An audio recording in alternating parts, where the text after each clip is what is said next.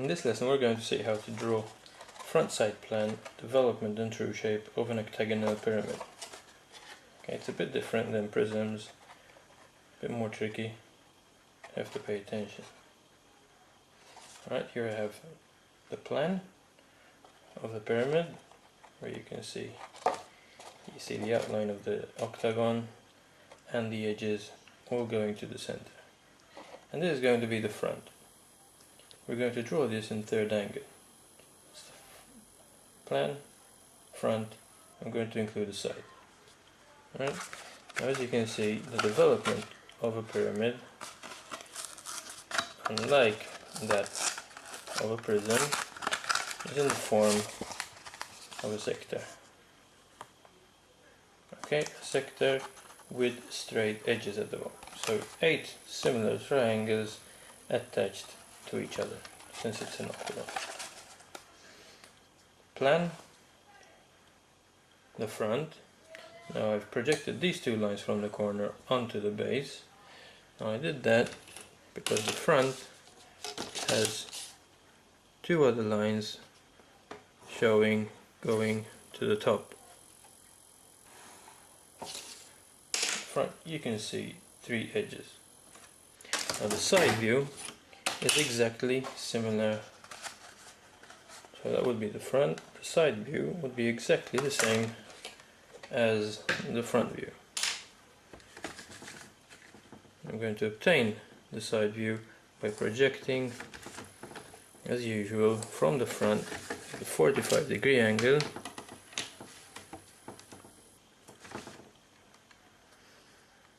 I'm going to leave a bit of space between the front.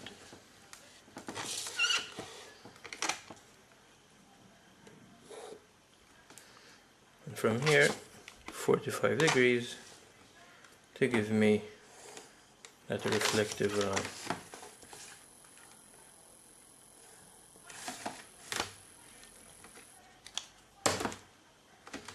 I'm going to project straight away these points, which will help me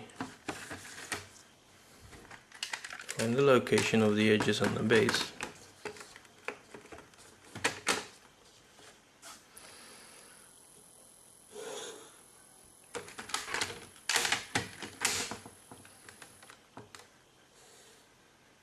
So there we have the base, the height projected, the midpoint, the vertex projected, which gives me, that's the midpoint, and these 2 points go down to the base.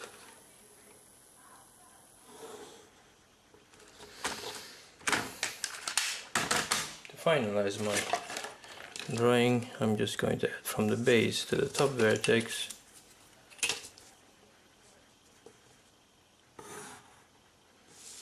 and from the top back down to the base. Now these points taken on the base should again go to the top. Common mistake is that these lines, we draw them vertically as we would do in a prism. So there you have the front side and plan. Now as you can see, the development, this edge of the development is nowhere to be seen in these views. Why? Because these are slanting lines, they are going inwards, and the true length of that line cannot be seen anywhere here.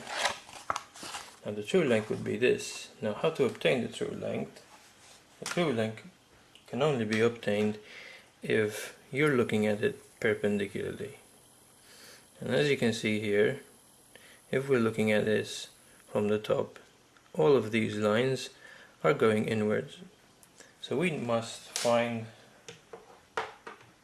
how long that line really is.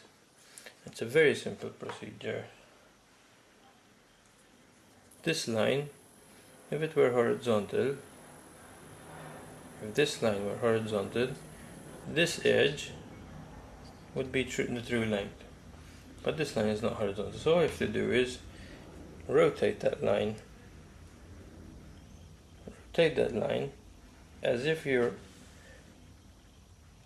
drawing it in a horizontal position.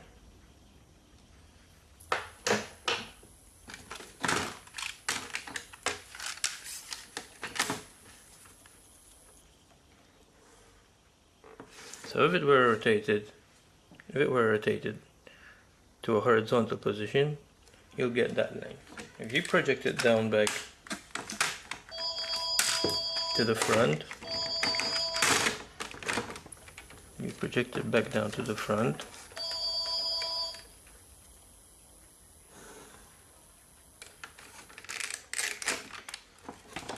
this vertex from here moved that tiny bit outwards, which gives you this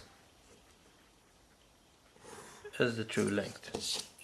So it's a bit longer than the side of the front view, this length. So to project that length, I'm going to keep it between the same perpendicular height.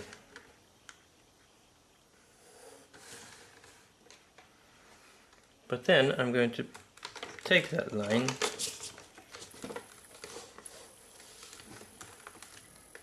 I'm going to set my set square parallel to that true length, and then take it back between that perpendicular height. That gives you the true length of the sector. This is the true length of the sector. And what I need to do is I'm going to rotate that edge using my compass. I'm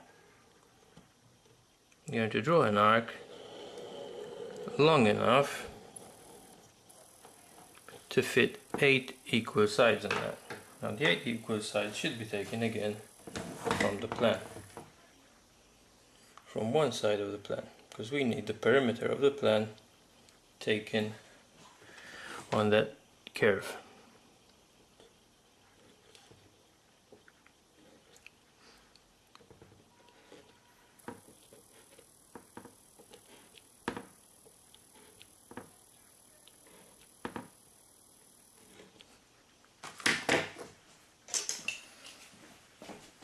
Now what I have to do now is join these 8 triangles together.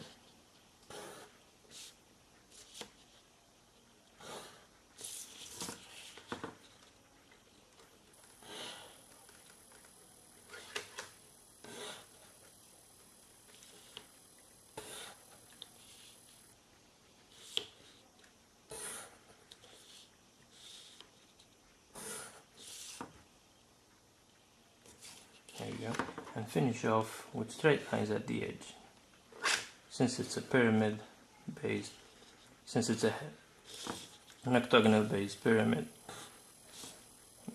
and this were a cone, you'll keep the curved edge at the bottom.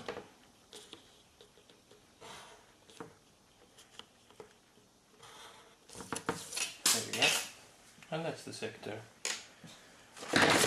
the development of the pyramid.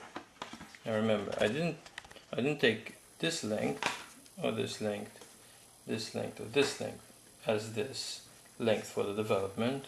I had to find it by rotating one of the sides horizontally, and that would mean that now I'm looking at this line perpendicularly. So that gives you a true length.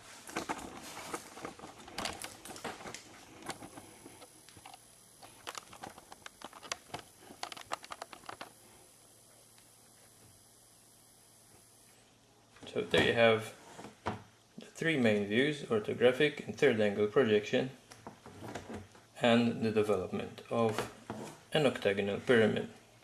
Now for its truncation, let's say we need to section the top part off at any angle. How would that change the other 2 views and the development? would also mean that you could add a true shape of that section. We'll see that in the next lesson.